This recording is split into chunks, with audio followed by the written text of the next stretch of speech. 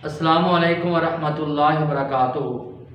Inter part 2 second year की मुतालिया पाकिस्तान के paper scheme क्या है और इम्पॉर्टेंट लॉन्ग क्वेश्चन कौन कौन से चैप्टर से आते हैं, क्योंकि बच्चे इस बारे में पाक स्टडी के बारे में बहुत ज़्यादा परेशान रहते हैं कि पेपर स्कीम क्या होगी, कहाँ से लॉन्ग क्वेश्चन आएंगे और इम्पॉर्टेंट ये इंशाल्लाह जो आपके सामने इम्पॉर्टेंट लॉन्ग क्वेश्चन बयान किए जाएंगे, आप अच्छे तरीके के साथ इन्हीं लॉन्ग क्वेश्चन को तैयार कर लेना तो आपका 100% पेपर यहीं से सॉल्व हो जाएगा। मिसाल के तौर पे पेपर स्कीम लॉन्ग क्वेश्चन के लिहाज से 1 to 3 पहले 3 चैप्टर में से आपको एक लॉन्ग क्वेश्चन आना है और इसी तरह 4 to 6 यानी 4 से लेकर 6 तक 4, 5, 6 इन 3 चैप्टर में से आपको एक लॉन्ग क्वेश्चन आना है। टोटल आपको 3 आने हैं, 3 में से आपने 2 करने हैं और इसी तरह 7 to 11 इन 5 चैप्टर में से आपको एक लॉन्ग क्वेश्चन आना है। अगर कोई बच्चा पहले 6 चैप्टर के लॉन्ग क्वेश्चन अच्छे तरीके से तैयार कर लेता है और ये इंपॉर्टेंट, तो इंशाल्लाह उसके 2 लॉन्ग क्वेश्चन सॉल्व हो जाएंगे। तो लिहाजा आपके सामने 11 के 11 चैप्टर में से इंपॉर्टेंट लॉन्ग क्वेश्चन उर्दू में भी और उर्दू मीडियम वाले बच्चों के लिए भी और इंग्लिश मीडियम वालों के लिए भी दोनों ही बयान किए जाएंगे। मिसाल के तौर पे बाब अव्वल है और बाब नंबर 1 का पहला लॉन्ग क्वेश्चन है मुतालबा पाकिस्तान के मुहर्रकात बयान करें। दूसरा लॉन्ग क्वेश्चन होगा ऑल इंडिया मुस्लिम लीग क्यों वजूद में आई, इसके क़याम के मकासद लिखें। और इसी तरह तीसरा है सर सैयद अहमद खां या तहरीक अलीगढ़। सर सैयद अहमद खां के मुतालिक आ जाए या तहरीक अलीगढ़ के मुतालिक आ जाए और दोनों का जवाब एक ही है कि तालीमी और सियासी खिदमात पर रोशनी डालें। और इसी तरह इंग्लिश मीडियम वाले बच्चों के लिए चैप्टर 1 क्वेश्चन नंबर 1 है what factor led to the demand for Pakistan. Second question है why Muslim League was brought into existence, explain the objectives of Muslim league.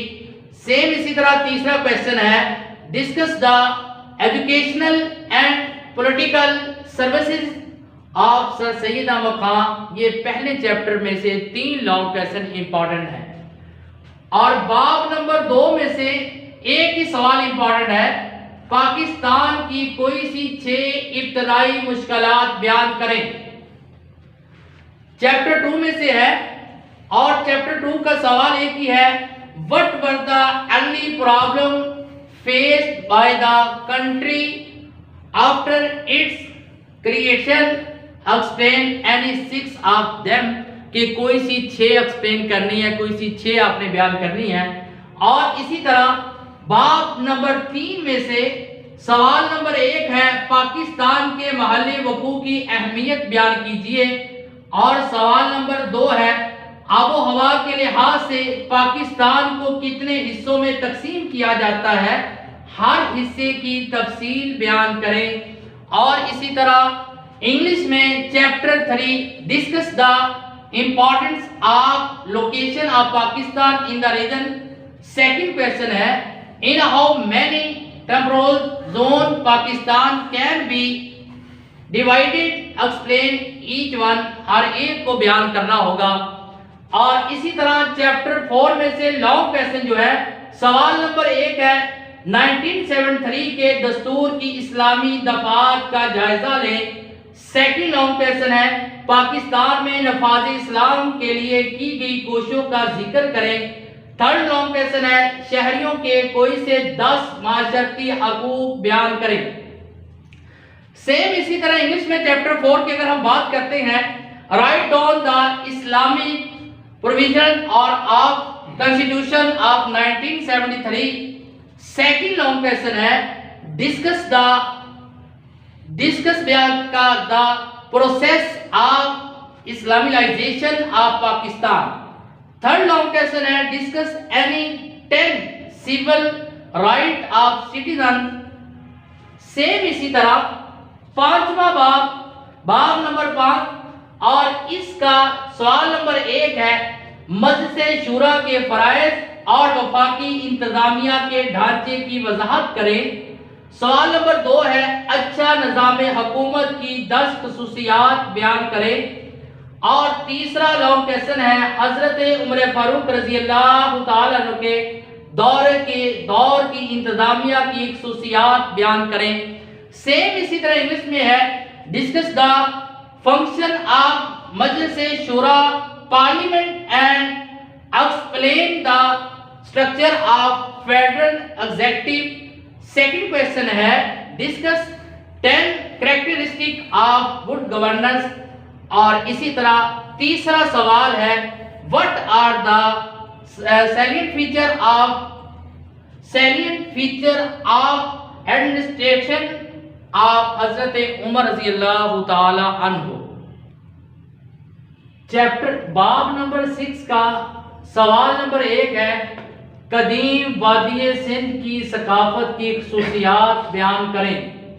सवाल नंबर 2 है पाकिस्तानी सकाफत की नुमाया खसूसियात का जिक्र करें। अगर बच्चा ये 6 चैप्टर कर लेता है तो 6 चैप्टर में से पहले 6 चैप्टर में से 2 लॉन्ग क्वेश्चन आने हैं। सेम इसी तरह इंग्लिश में है discuss the feature of ancient Indus valley civilization. और सेकंड क्वेश्चन है what are the salient characteristic of Pakistan culture. और बाब नंबर 7 है सवाल नंबर 1 पाकिस्तान में कौमी राब्ते की जबान उर्दू क्यों कहा जाता है। सेम इसी तरह chapter number 7 why is Urdu called a language of national integration. Same इसी तरह बाब नंबर 8 सवाल नंबर 1 कौमी यकजहती व सालमियत से क्या मुराद है और इसके अनासर बयान करें। सवाल नंबर 2 है कौमी यकजहती व सालमियत की अहमियत वाज़े करें। और इसी तरह चैप्टर 8 में है what do you know about national integration and cohesion which factor are necessary for national integration. और सेम इसी तरह बाब नंबर 9 सवाल नंबर 1 माशी मनसूबाबंदी की तारीफ करें और इसकी अहमियत बयान करें।